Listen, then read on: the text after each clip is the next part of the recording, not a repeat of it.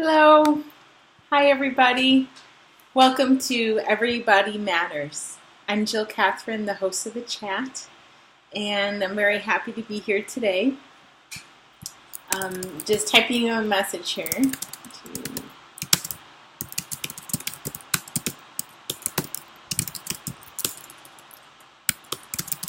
Great. So, this is our time that we can get together every month. It's an opportunity for you to tune into a live chat or also tune into at any time to get some insight into something that your loved one might be going through the healing and the recovery process of the eating disorder, disordered eating, or body dissatisfaction. We have a whole repository of videos. I encourage you to take a look at those. Just past ones, they're all organized by topic. You can take a look at what the title is and bullet points or recaps of what we discussed. So these videos are really an opportunity for you to ask questions and also to get some information and education. And we cover a very broad spectrum of topics because, to be honest, this issue, this disease, this brain disease, which you'll hear me say often, because it spans the process and the healing. It covers this, spans this broad spectrum of life, and there's a lot of nuances and to this disease, and each one of anyone who struggles with this, there's definitely unique elements, of course, to their situation, and there are certain commonalities that contribute to this as well. One of the things that I like to do is give you some insight into this recovery process and the healing process. So every week we do a video chat for those in recovery, and we talk about a whole lot of different things. And one of the things that we talked about recently is forgiveness, and how on our journey of recovery, learning to forgive ourselves and to forgive other people is essential. It's a key component. I've done chats in our repository in the past about the components, the critical components that make up a treatment team. And that's a really good eating disorder recovery 101 on what a treatment team looks like, and why that's so important.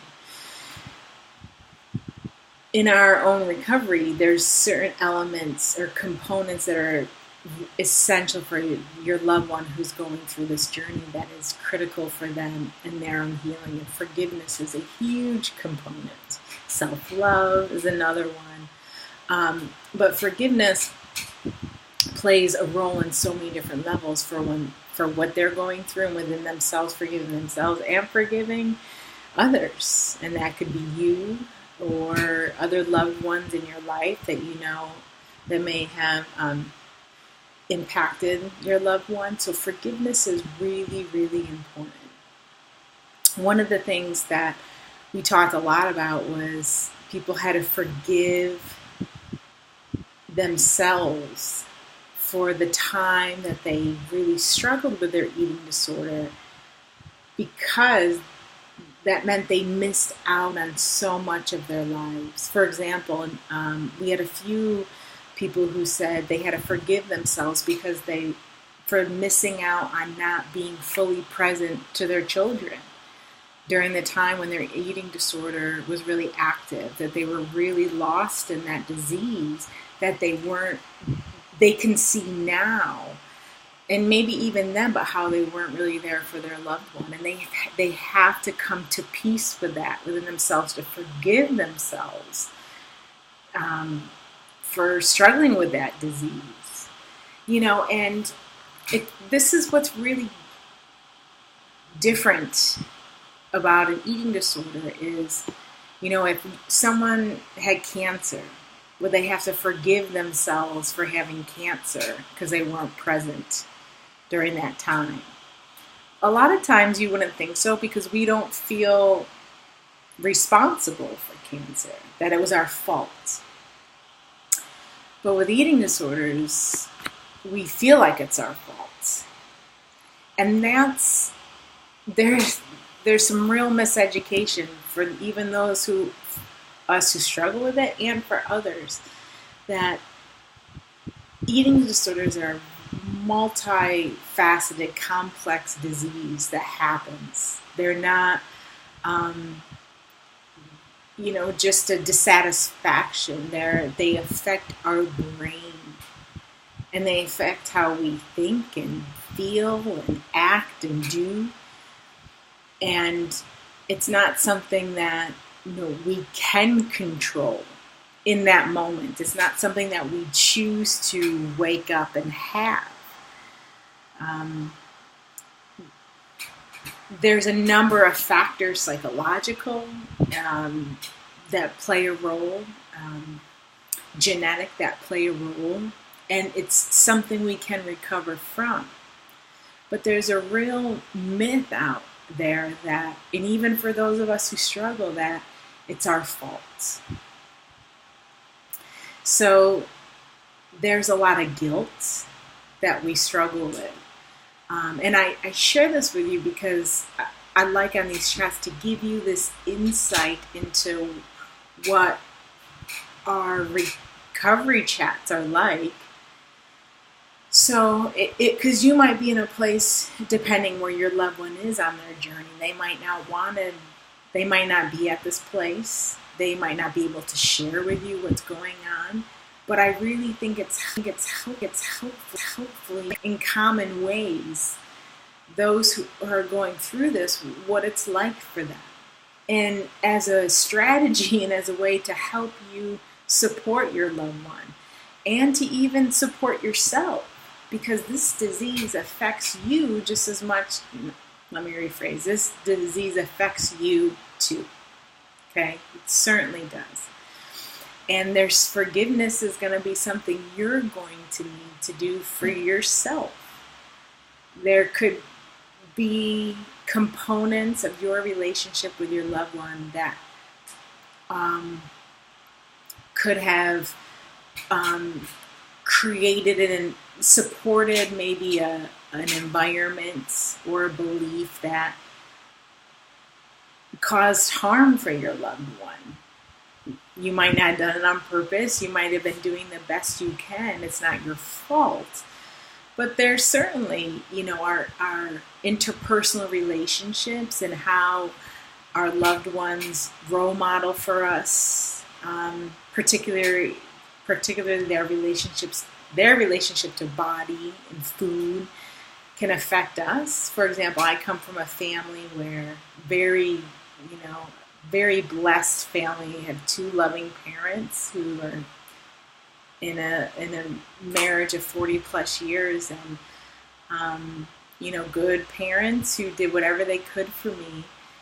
So blessed in so many ways, and they just had a role modeling in our family environment of shame around our body, that it always had, it needed to be thinner, that we managed emotions around food.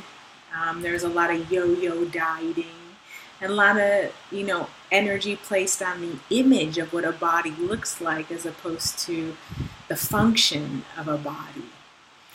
And, both my parents felt very insecure in their bodies. Their individual bodies didn't fit our media's image of what a skinny or fit body looks like.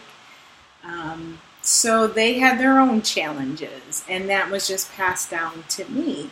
And because of other factors of my mind and of my spirit, those planted a lot of seeds in me that later played a role into this disease affecting me. So their forgiveness that I had to go through and that others have to go through in this journey was needed for me to forgive myself and forgive my parents. And they had some forgiveness they had to do where if they felt at times responsible or felt guilty. So I want to read something about forgiveness, and this is something that I think will be helpful to you as we just dive a little bit more into this topic. Forgiveness is a return to your joy, to your center. It is the calm after the storm, a humble homecoming. To forgive others, you must also forgive yourself for all the ways in which you beat yourself up, put yourself down, and cause harm. Extending forgiveness to your own tyrant in your own darkness releases the charge, the angst, and the tension in your body. You can then see others with a clear eyes and a clear heart. This reflection of your shared humanness humbles you, for even those who seek the light also have darkness. In what ways do you need to forgive? Where are you holding pain, anger, tension, and aggression? What are you holding on to? Tune into your body. Listen for the answers. As you move your body, let forgiveness be your anthem. Let it bring you back home to your peace of mind, body, and heart. Your spirit and your life will thank you for it. So this passage about forgiveness is about helping us to change the way that we relate to our bodies and connect to our bodies. And realizing that, forgiveness is something that when we can let it go, it can bring us, it's a humility that can bring us back home to our truth. It helps us to accept where we're at. And it helps us to get clear in our eyes so we can see the truth of others. So a number of the folks in our chat, talking about forgiveness was really, they had to find forgiveness for themselves, like I said, in the time they lost, and that was helping them to be able to find forgiveness for other people, being able to forgive themselves. And something, though, that comes up often, and I want to share this insight with you, is that a number of us shared how they felt it was so much easier to forgive people in their lives than to forgive themselves. That there's a higher expectation they put on themselves, but less for others. And that they find it's easier to forgive others as opposed to themselves. And we talked about that. And what that often has a lot to do with is that on the surface, it might seem that we're forgiving others. But deep down, we could still really be holding on to angers and resentments. And on the surface, why we're so willing to forgive others is because we don't want to be rejected. We don't want to be alienated. And that is a common trait and characteristic of those who struggle with this disease, is to please, is to put on this mask of pleasing and loving and caring, which are true components of our natures. But what we talk a lot about in our chats is coming from an authentic place, that if we're forgiving someone else, it's like an infinity symbol, that forgiveness is coming because it's in us, for us, and then we're able to give it to others. If we're not able to give it to ourselves, and we're just able to give it to others, then that really is pleasing, because we don't want to be rejected. And we don't want to be alienated. And so that's something those who are your loved one, whatever they're going through, is digging deeper within themselves and needing to look at what they're really holding on to when they think they're forgiving others. Forgiveness It also came a lot in our chat of people having to forgive their bodies, for not being what, a very narrow definition of what a body should be.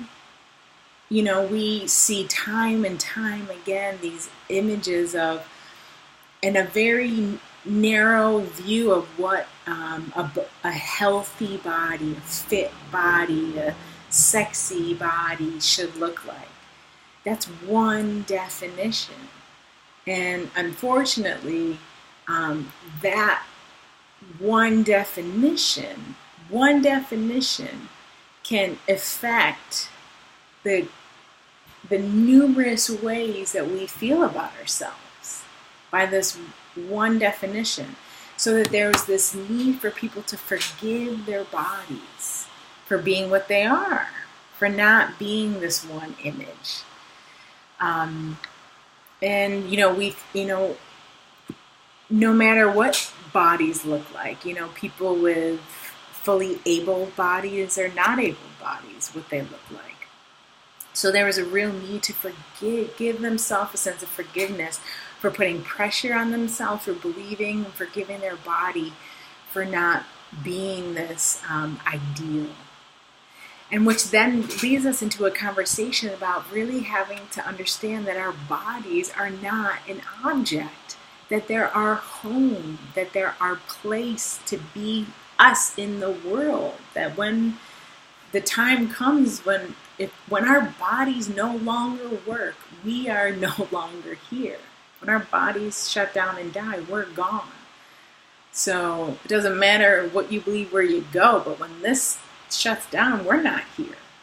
So that's the point of our bodies. So when we can start to forgive ourselves and forgive the body for thinking that it had to be a certain way, it helps us to go into this deeper understanding of what's the whole purpose of our body.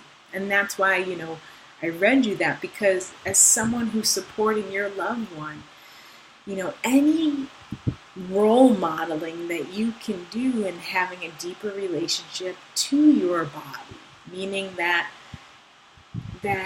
you listen to it, you learn from what it's saying to you, that you relate to your body not as something that just is about what it looks like, but what it allows you to do in the world. We talked a lot about how and if your loved one is really feeling down about their body image and feeling a lot of shame and overwhelmed by that to turn off whatever they're watching and whatever they're looking at online and turn on something that really emphasizes making an impact in the world. There are hundreds of industries in the world of people who are doing things because they have a mind and a spirit in their body, not because they have a body that looks a certain way. There are hundreds of industries that highlight that, and that's what we want to give attention to. We want to take ourselves out of that one channel of information that is just focusing on the image of a body, the look of it. Tune out of that and tune in to other things that are emphasizing what people are doing in the world because they're alive, because they have a brain, because they have a heart and a spirit and a passion. That is a really simple but powerful exercise that you can do with your loved one and you don't have to do it by giving their permission. You can just invite them to enjoy a documentary or a movie with you that is something that totally shifts the focus. Encourage them, with different things to read. There's so much other information out in the world of people doing things that are encouraging and are positive and uplifting that have nothing to do about what somebody looks like. And I encourage you to nurture that with your loved one. And within even yourself, because this role modeling component I've talked about in the past is such an important part. It's such an important part. So that's one of the things that, we talk about in this when we're getting stuck. So another thing is when your loved one is stuck, where they feel like they can't just make some momentum in a positive way in their life and in their happiness, right? There's a lot of components always. And so, I continue to reiterate that because I'm never watering down. Each chat I'm focusing on a specific component. But one of the things that can help to get us out of that stuckness is we're usually holding on to something. We're holding on to some anger, some fear, some resentment, something that needs to be let go, something where we can forgive. And we talked a lot about how forgiving doesn't excuse any behavior, but it allows us to make peace. It's a humility, it allows us to feel humble by realizing that everybody's flawed, everybody's imperfect. There is no perfect. The reason why this is so important relating to your loved one, forgiveness and perfection, that there's a connection there. Perfectionism is a huge attribute of those who struggle with this disease. And there's this desire, this quest for the perfect body, but that's also the perfect partner, boyfriend, girlfriend, the perfect job, the perfect place to live, that there's this perfection. And, how this ties back to forgiveness is when we have to forgive ourselves, that when we start to see there is no perfection, there's flawed everywhere, there's flawed, nobody's perfect, no place is perfect, no job is perfect, there is no perfect. Because what we're really craving for in that perfection quest is a place of no discomfort. Why we want perfection? Because we don't want to feel uncomfortable. We don't want to feel uncomfortable emotions. If it's perfect, we're happy, we're cheery, everything's always good. But that's not whole. That's not real. There is always going to be uncomfortable. There's always going to be disagreement. There's going to be sadness. There's going to be pain. There's going to be anger. That's part of the whole human life experience, and that's a very difficult thing for us to process.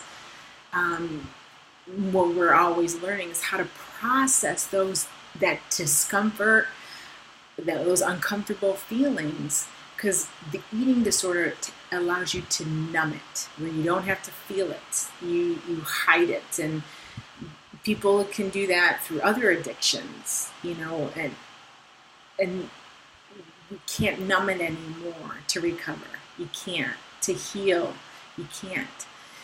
So that quest for perfection, is really looking for a place that's not comfortable, and that's not true. So no matter even the best of jobs, the best of places to live, the best of friendships, the best of partnerships, even the healthy, the most healthy aspect of our body, there's going to be other parts, right? There's going to be the whole picture too. And we have to learn how to make peace with that. And there's a forgiveness component to that. There's a humility. There's a humbleness that allows flaws to exist. Flaws of all natures. Our own flaws, flaws of other people, flaws of jobs, nothing is perfect. And when we can forgive and live in that place of forgiveness, we're not stuck. We're able to have more clarity. And then we can have clarity if there's decisions we need to make or whatever it may be. So that forgiveness is so intertwined to many other aspects of what your loved one is going through. And that perfectionism part is really, really key. So we talk about where do we need to forgive ourselves? Who in our lives do we need to forgive? Because that forgiveness is such a critical component to being able to accept and make peace with all the flaws, right? So I encourage you, and I share this with you to encourage you to look at your own relationship to forgiveness, your own relationship to allowing flaws to exist, to encourage conversations with your loved one about that, to grow together about forgiveness. These things we talk about, these are our monthly chats here. They might not on the surface, like forgiveness, okay, well, what does that actually have to do with my loved one, feeding themselves and getting at a certain set weight so they can, be out of treatment. What we talk about, these are what's underneath all that. The medical team has to manage that surface level medical care, those components, those numbers, all of that, the caloric intake, because that's affecting their brain. But the stuff that's happening underneath emotionally is really what's pulling in all of this. And your job, or not your job, but your one way that you can be of support to your loved one is to trust the medical team, defer to the medical team, and you to be there for the relational, the emotional aspect of it. That's the long term. That's the long game. That's what's going to bring recovery. Stabilization is key nutritionally. That's critical so that their brain is healthy enough to be able to start to get into the emotional, which then you have the biggest role to play. You can make the biggest impact.